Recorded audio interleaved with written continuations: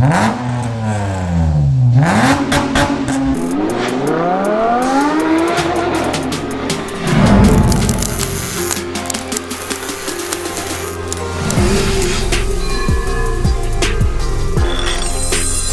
guys, we got a 2016 Honda Accord V6 in here, all right? We made him a custom vibrant system with the vibrant resonators he supplied.